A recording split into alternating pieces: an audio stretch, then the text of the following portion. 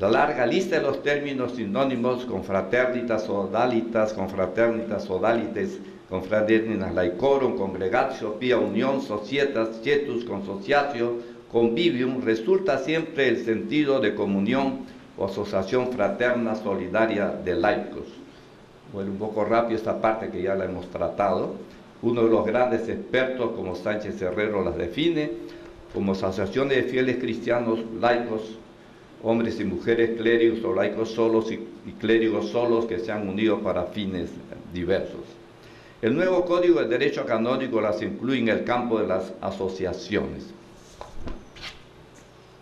La vida asociada laical no es un fenómeno nuevo en la historia de la Iglesia. Los 2000 años de su peregrinar son elocuentes testimonios de la riquísima variedad de expresiones asociativas de vida cristiana, con sus dos elementos característicos: ad intra, la unión, la coinonía; ad extra, el servicio.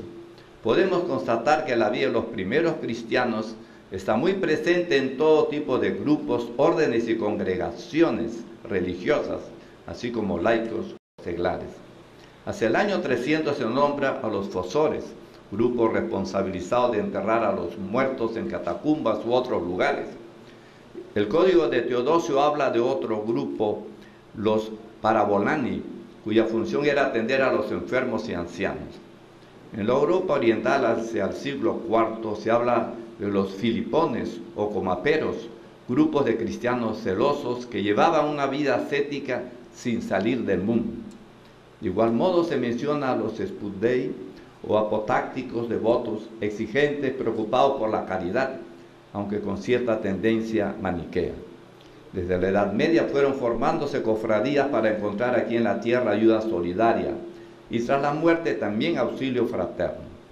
Otras finalidades eran la atención a la enfermedad, incluido una parte del salario que no podía ganar el enfermo. La atención de los presos, entre otras cosas, porque el encarcelamiento no siempre conllevaba alimentación gratuita.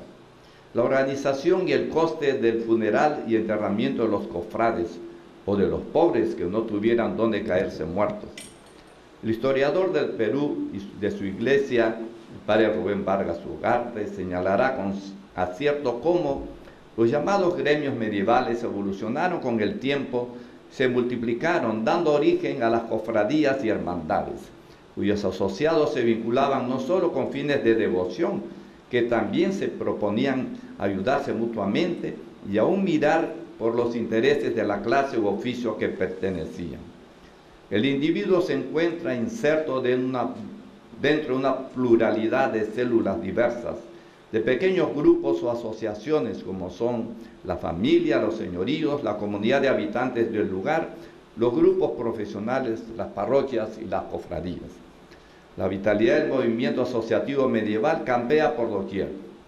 Para organizar los impuestos, para ejercer la justicia y la vigilancia, para defender los derechos de producción, para organizar el trabajo agrícola, operaciones comerciales, regular los oficios, entrenarse en el uso de armas, organizar las fiestas matrimoniales y sobre todo para animarse y ayudarse en la fraternidad, cofradías.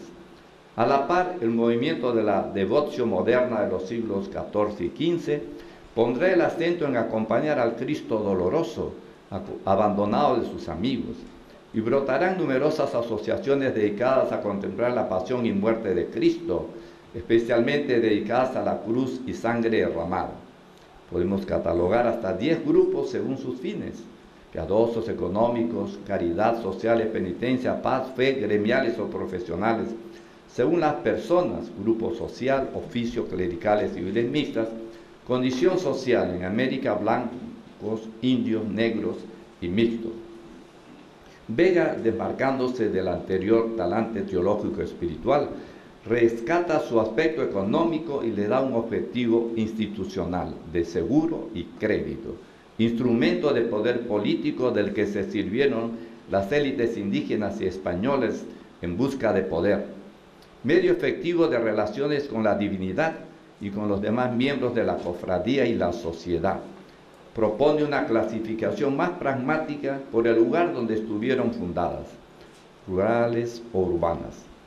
Por su parte, Luis Gómez, en una aproximación al estudio de las cofradías de negros en Lima, sin dejar de considerar que representar un alivio espiritual para sus miembros, o interactuar con otras personas, o relacionarse con la jerarquía eclesiástica, o fundamentalmente la expresión de la vida cotidiana de los negros en la Lima del siglo XVII, de las difíciles relaciones entre población laica e iglesia, y de la aparición de algunos elementos de una conciencia popular negra.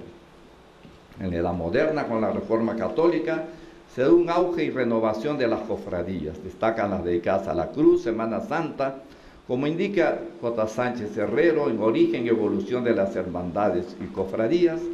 En el siglo XVII, siglo del Barroco y la Contrarreforma, conviene subrayar que a la par que se vive un fervor mariano inusitado en España, crecen las cofradías en torno al Nazareno. Y es precisamente en ese momento cuando tiene lugar en Perú el acontecimiento que nos ocupa del milagroso ícono del Señor de los Milagros. Para su custodia y difusión de la devoción se moviliza la dinámica y viva hermandad. De acuerdo con el componente humano, tenemos en Lima las siguientes agrupaciones, en resumen, cofradías aristocráticas de criollos españoles, la Santa Cruz, la Vera Cruz, el Rosario españoles, gremiales, los plateros, étnicas, castas de indios y negros.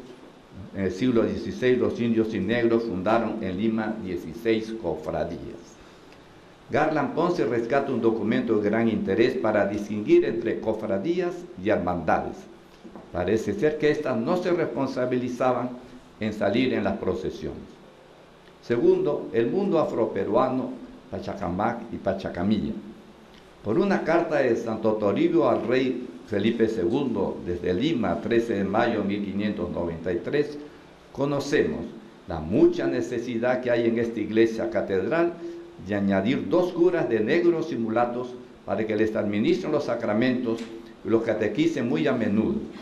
Y asimismo convendrá añadir otro cura de negros y mulatos en la parroquia de Santa Ana y otro en San Sebastián y otro en San Marcelo, que acudan a lo mismo. En esta santa iglesia hay 3.760 negros y 4.800 españoles y 210 mulatos. En San Sebastián hay 1.170 negros y 32 mulatos y 802 españoles. En Santa Ana hay 1.500 negros y 1.100 españoles, conforme a los padrones de los confesados de los curas, sin los de la parroquia San Marcelo. Es que había más negros esclavos que españoles en Lima, colonial. Hacia 1619, según informa el arzobispo Bartolomé Lobo Guerrero, las cofradías de negros en Lima eran las de Nuestra Señora de los Reyes en San Francisco, Nuestra Señora del Rosario en Santo Domingo, Nuestra Señora de Guadalupe en San Agustín, El Salvador en San Pablo, Nuestra Señora del Agua Santa y Nuestra Señora de Loreto en la Merced. Por su parte, los mulatos se agruparon en las cofradías Nuestra Señora del Rosario en Santo Domingo, de San Juan Bautista en Santa Ana y el de San Juan de Buenaventura en San Francisco. Además existían 6 cofradías mixtas: San Antón, Nuestra Señora de los Remedios en San Marcelo, Nuestra Señora de la Antigua en la Catedral, Nuestra Señora de la Victoria en San Sebastián, Santa Justa y Santa Rufina en la Merced y San Bartolomé en Santa Ana. Según el Padre Cobo, tenemos en 1639 próximas en el fin la cruz o el crucificado, la Santa Veracruz sin andas y sin pendón, más que la cera y cetros que llevan los mayordomos. En Santo Domingo, al del Santo Crucifijo de San Agustín. A esta zona se le dio el nombre de Pachacamilla, en referencia a Pachacamac, poblado de un importantísimo oráculo y de un gran centro ceremonial desde la era preinca, después del Cusco imperial. María Rostorowski indica que el temor suscitado por los temblores